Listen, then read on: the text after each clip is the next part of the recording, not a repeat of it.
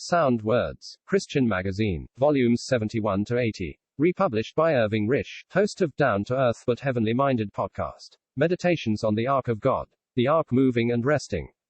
The cloud of Jehovah's presence accompanied his ark and his people on their 3 days' journey, and it came to pass, when the ark set forward, that Moses said, Rise up, Lord, and let thine enemies be scattered. And let them that hate thee flee before thee. God's presence with his people was manifested in the cloud of glory, and in the ark on which the cloud rested when the tabernacle was pitched. And what could the enemies of his people do when God was present among his people? They were utterly powerless, and God's people were safeguarded in his presence.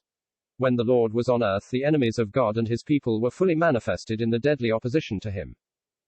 Satan was met, and compelled to retreat, in the temptations in the wilderness, and men, under Satan's influence, could not stand before the wisdom and power of the Son of God. Demons were cast out, men and women were liberated from the grip of disease, and even death had to relinquish its victims at his word. All the enemies of God marshaled their forces against his Christ to put him to death, but in his entry into death the power of God was manifested. For it was through death that Jesus annulled him that had the power of death, to deliver them who through fear of death were all their lifetime subject to bondage. Satan was completely vanquished by Jesus entering death's domain. Death was robbed of its sting and its power was broken, and having spoiled principalities and powers, he made a show of them openly, triumphing over them. Colossians chapter 2 verse 15. How complete is the triumph of God over all his foes through his Son coming into this world, and going into death. When the ark rested, Moses said, Return, O Lord, unto the many thousands of Israel. Numbers chapter 10 verse 36. If the mighty power of God has been manifested in the scattering of all his foes, his delight in his people is expressed in his dwelling among them. God has a dwelling place among his people today, for the church is his habitation by the Spirit. Ephesians chapter 2 verse 22.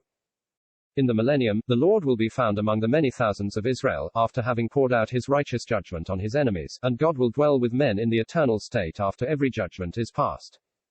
And after the last enemy, death, has been destroyed.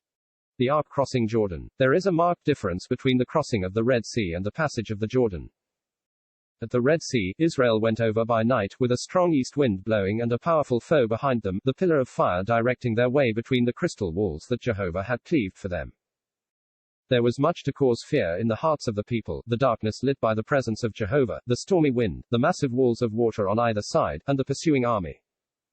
It was with great relief that the people saw their enemies dead on the seashore, and with deep thankfulness and joy they celebrated the triumph of God. At the Jordan there was no storm, though the waters between the people and the land of promise were as formidable as those of the Red Sea, for Jordan's banks were overflowing. The enemies behind them had already been defeated, and those on the other side were shut up in their cities with the dread of Jehovah upon them. All was calm as the divine instructions were given about the way they were about to take, and the passage was to be made in daylight. No stormy east wind was needed, for God had another way of making a path for his people through the way of death.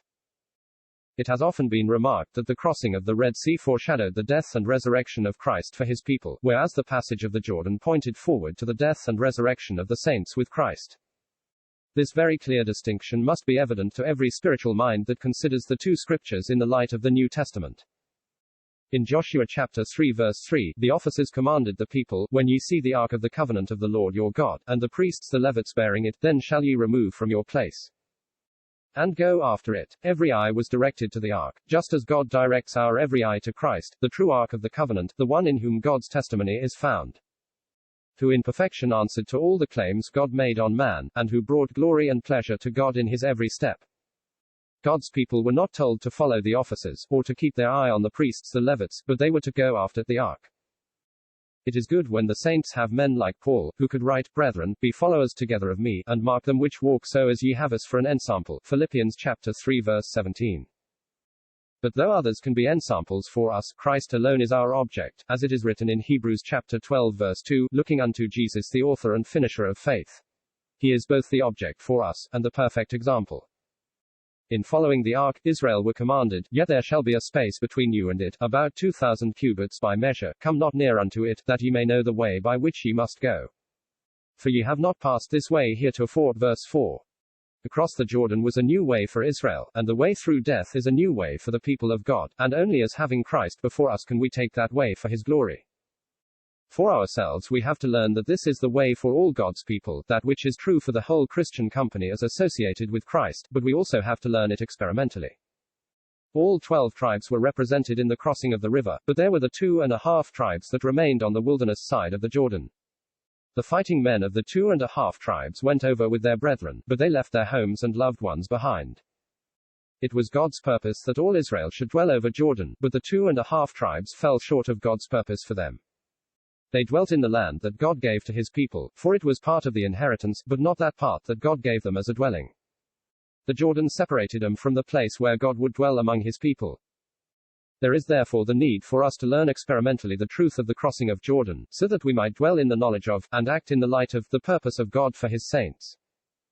The 2,000 cubits allowed each one to have an uninterrupted view of the ark, and God desires that no one should be allowed to obscure our view of Christ.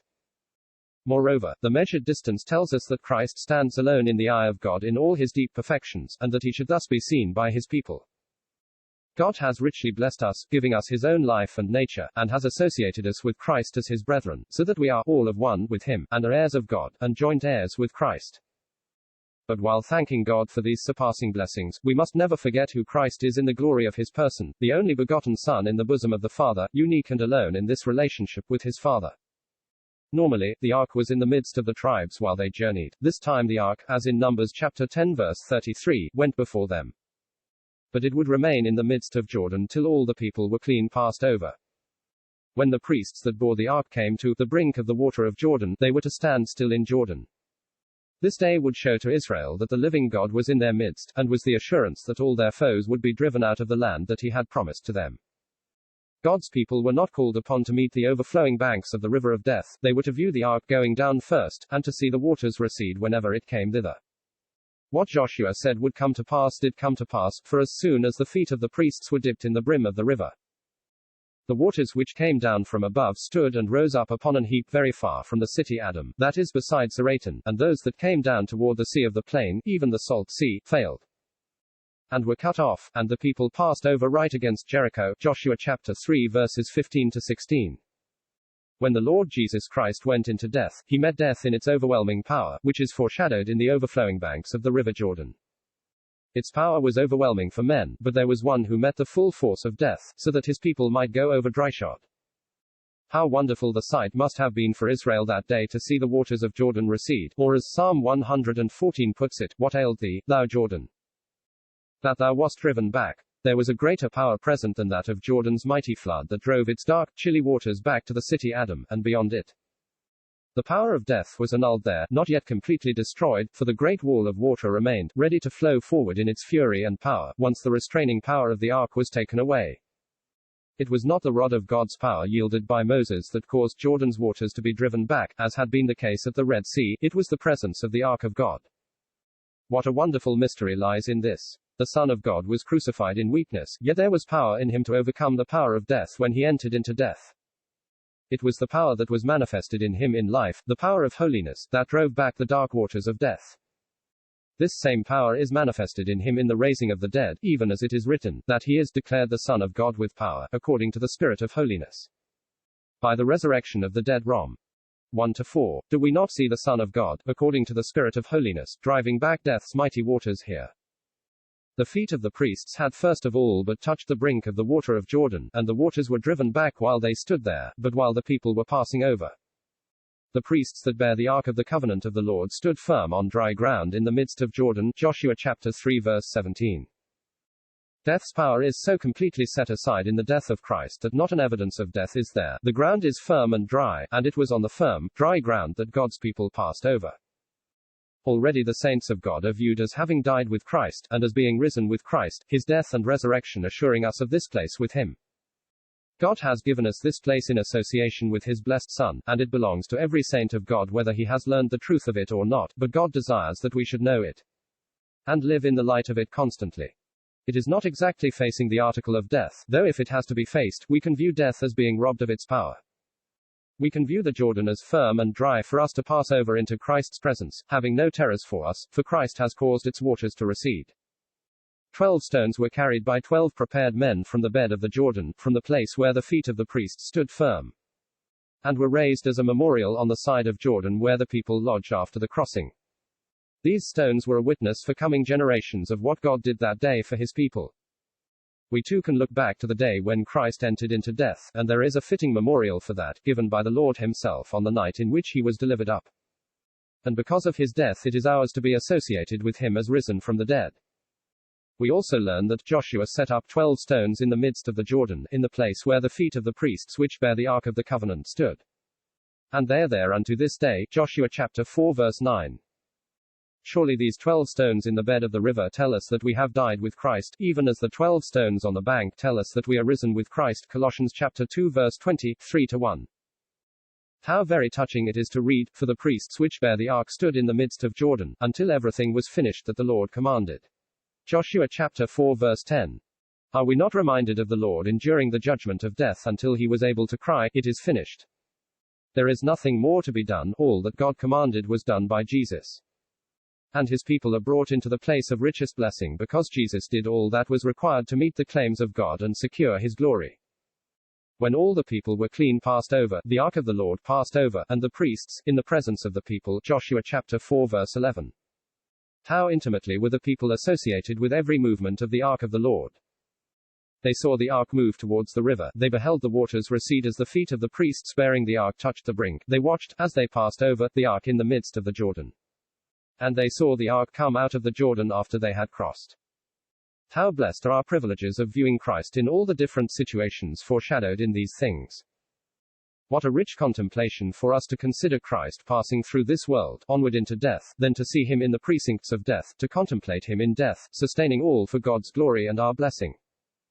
And witnessing his mighty triumph over all death's power, and gazing upon him coming up the victorious one, that all his people might be with him on the risen side of death. In Joshua chapter 4 verse 23, the crossing of the Jordan and passing over the Red Sea are linked together, not only to remind God's people of what he has done for them, but that all the people of the earth might know the hand of the Lord, that it is mighty. That ye might fear the Lord your God forever. What a testimony God has given to men in the death of Christ. It is in bringing Christ out of death that God has displayed the exceeding greatness of his power. Ephesians chapter 1 verses 19-23, and whether men accept this testimony or not, it is also given that his own might fear him forever. Reverential fear should ever fill the hearts of God's people as they contemplate what he has done for their blessing in Christ's death and resurrection.